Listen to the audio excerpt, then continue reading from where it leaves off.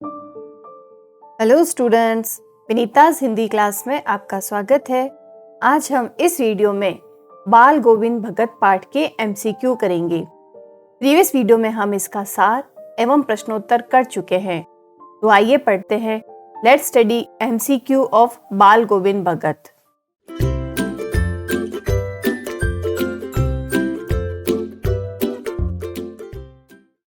लेखक ने भगत जी के गायन का चरमोत्कर्ष कब देखा? ऑप्शंस हैं धान की रोपाई के समय, जब भगत के पुत्र की मृत्यु हुई, साहब के दरबार में, या जब वे गंगा स्नान के लिए जाते थे। तो इसका सही ऑप्शन होगा जब भगत के पुत्र की मृत्यु हुई। अगला प्रश्न, भगत अपने पुत्र का अधिक ध्यान क्यों रखते थे? उनका वह एकमात्र पुत्र था, उनका पुत्र विशेष प्रतिभा वाला था, पुत्र मोह के कारण, या वह मानसिक रूप से कमजोर था, उसे देखभाल की ज्यादा जरूरत थी। तो इसका सही उत्तर होगा वह मानसिक रूप से कमजोर था, उसे देखभाल की ज्यादा जरूरत थी। नेक्स्ट क्वेश्चन, भगत जी ने अपने पुत्र की मृत्यु पर पुत्र वधू से रोने के स्थान पर उत्सव मनाने के लिए क्यों कहा?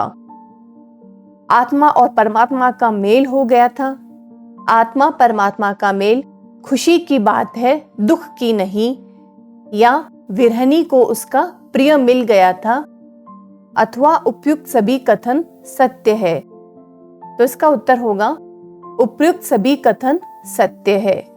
नेक्स्ट क्वेश्चन, बाल गोविंद भगत ने लीक से हटकर सबसे बड़ा कार्य क्या किया? तो पुत्र वधू से अपने बेटे की चिता को मुखाग्नि दिलवाई, पुत्र वधू के भाई को बुलाकर उसका पुनर्विवाह करने को कहा।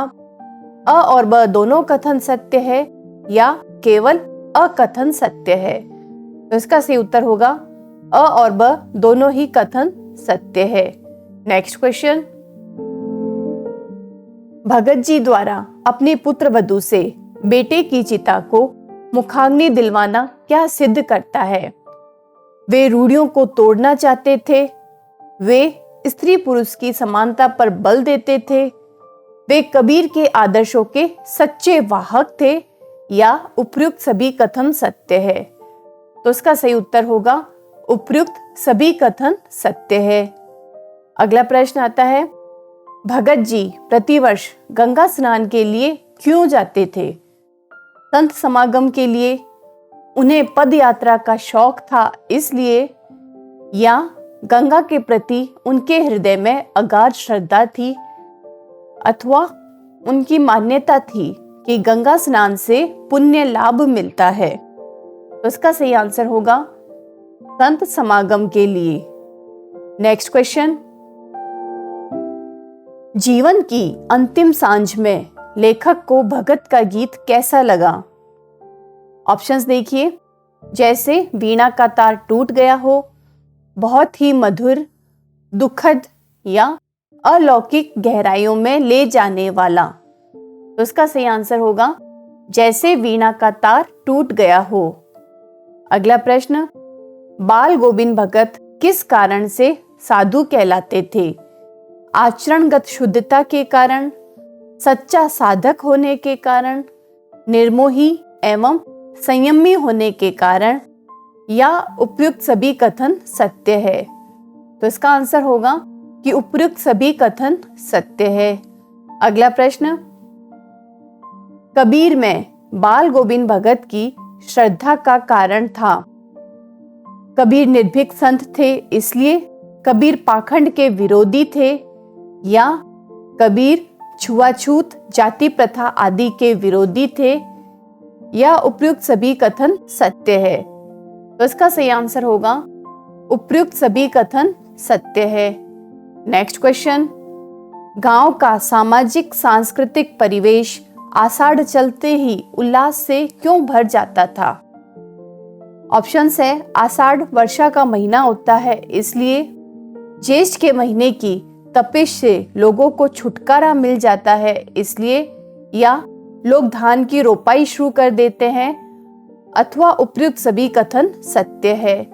तो इसका सही आंसर होगा उपर्युक्त सभी कथन सत्य है। नेक्स्ट क्वेश्चन, एक सच्चे साधु की पहचान कैसे होती है?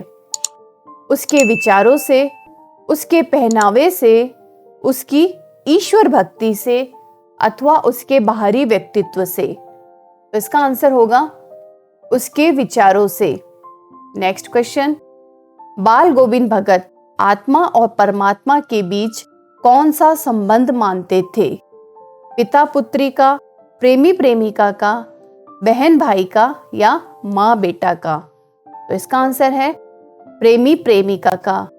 अगला प्रश्न, निम्नलिखित में से कौन सी रचनाएं बेनीपुरी की नहीं हैं? गोदान एवं रंगभूमि, पतितों के देश में एवं अम्बपाली, चिता के फूल एवं पैरों में पंख बांधकर, और माटी की मूर्तें एवं गेहूं और गुलाब। तो इसका सही ऑप्शन है गोदान एवं रंगभूमि। गोदान तो हमने सुना है मुंशी प्रेमचंद की, ये बहुत ही फेमस थी उनकी रचना। तो ये दोनों मुंशी प्रेमचंद की रचनाएं हैं। अगला प्रश्न, लेखक का सिर किस गर्व से ऊंचा रहता था?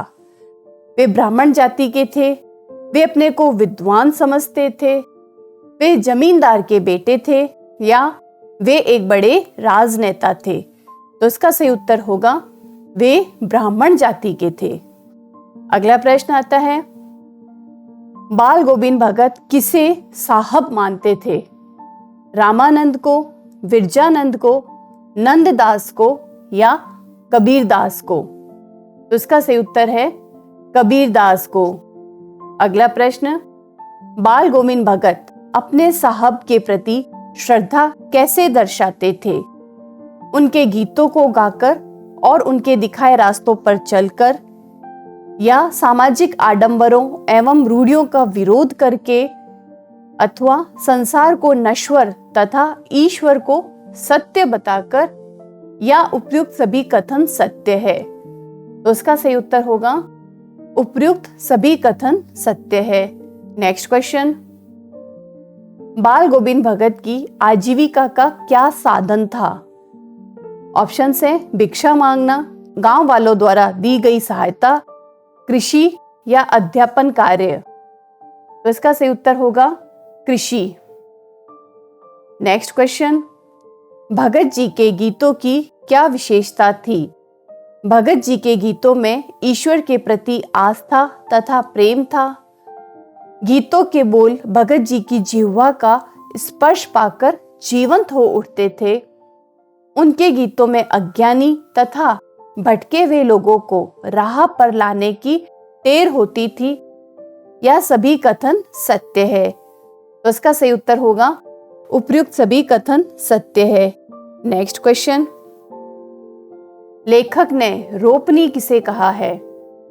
रोपण को, धान की रोपाई को, धान की कटाई को, या धान की खेती को? तो इसका सही उत्तर है धान की रोपाई को। नेक्स्ट क्वेश्चन, बाल गोविंद भगत का कद कैसा था? छोटा, बहुत लंबा, मंझोला कद, या बहुत ठिंगना? तो इसका सही उत्तर है मंझोला कद। अगला प्रश्न, बाल गोविंद भगत क्या पहनते थे?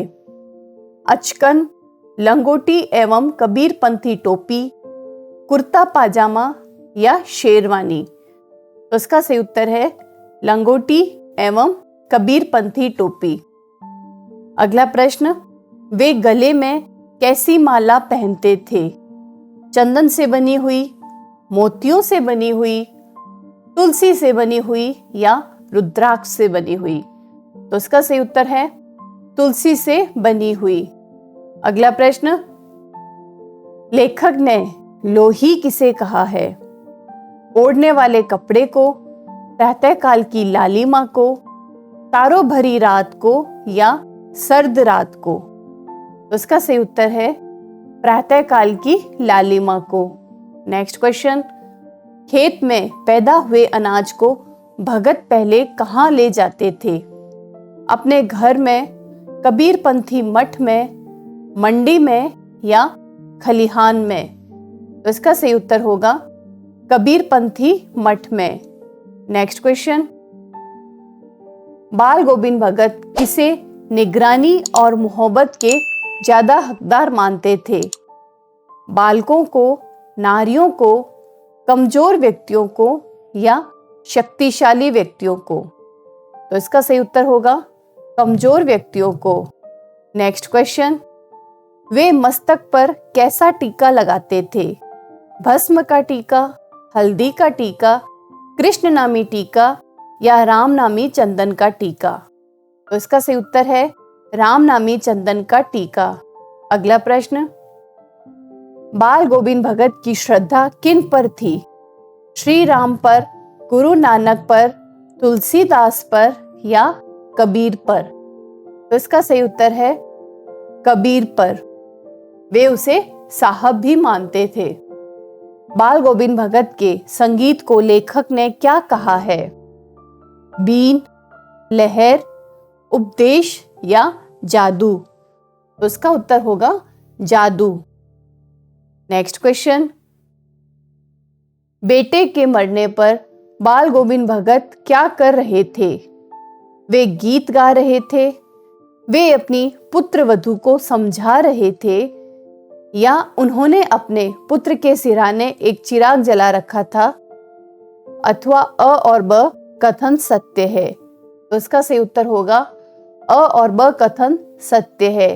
बेटे की मृत्यु पर बाल गोविंद गीत भी गा रहे थे और अपनी पुत्र वधू को समझा भी रहे थे।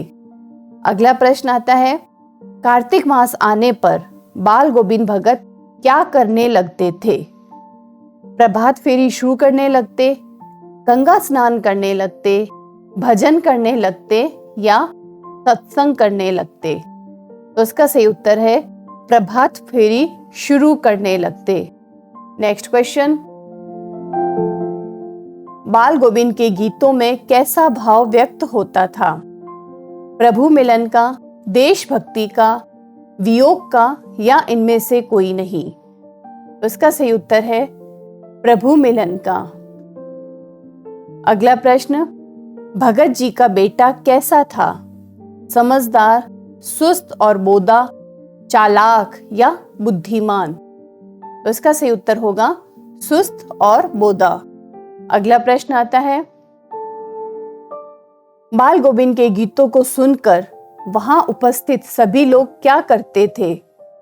उठकर चले जाते थे, झूम उठते थे, साथ में गाने लगते थे या गुस्सा करने लगते थे? तो इसका सही उत्तर होगा झूम उठते थे। नेक्स्ट क्वेश्चन, बाल गोविंद किसके पद गाया करते थे? रहीम के, सूरदास के, कबीर के या तुलसीदास के? तो इसका उत्तर होगा कबीर के। अगला प्रश्न, भगत जी की बहू उन्हें छोड़कर क्यों नहीं जाना चाहती थी? सामाजिक मर्यादा के कारण, संपत्ति के लोभ में, पति से प्यार होने के कारण या ससुर की चिंता के कारण? तो इसका सही उत्तर होगा ससुर की चिंता के कारण। नेक्स्ट क्वेश्चन, भगत जी बेटे के मरने के बाद अपनी बहू की दूसरी शादी क्यों करवाना चाहते थे? उसके सुखद भविष्य के लिए, छुटकारा पाने के लिए, सबकी नजर में अच्छा बनने के लिए या उनकी बहू झगड़ा करती थी? तो इसका सही उत्तर होगा उसके सुखद भविष्य के लिए। नेक्स्ट क्वेश्चन, भगत जी के बेटे का क्रियाकर्म किसने किया? बहू ने, लेखक ने, भगत जी ने या पड़ोसी ने? तो इसका आंसर हुआ बहू ने। नेक्स्ट क्वेश्चन, भगत जी भजन गाते समय क्या बजाया करते थे? ढोल, डफली, गिटार या खंजड़ी? इसका आंसर होगा खंजड़ी। नेक्स्ट क्वेश्चन, लेखक बाल गोविंद भगत के किस गुण पर मुग्ध थे? सरलता, सहनशीलता, मधुर संगीत गायन या व्यवहार पर? तो इसका आंसर होगा मधुर संगीत गायन। नेक्स्ट क्वेश्चन, बाल गोविंद भगत शीर्षक पाठ के लेखक का क्या नाम है? ऑप्शंस देखिए, यशपाल, सर्वेश्वर दयाल सक्सेना, राम वृक्ष बेनीपुरी या स्वयं प्रकाश? तो इसका सही उत्तर होगा राम वृक्ष बेनीपुरी। तो स्टूडेंट्स, इन एमसीक्यू के बाद ये पार्ट यहाँ समाप्त होता है। अगले वीडियो में अगले पार्ट के साथ हम फिर मिलेंगे। हमारे वीडियोस को आप लाइक करें, कमेंट करें। Thank you and all the best.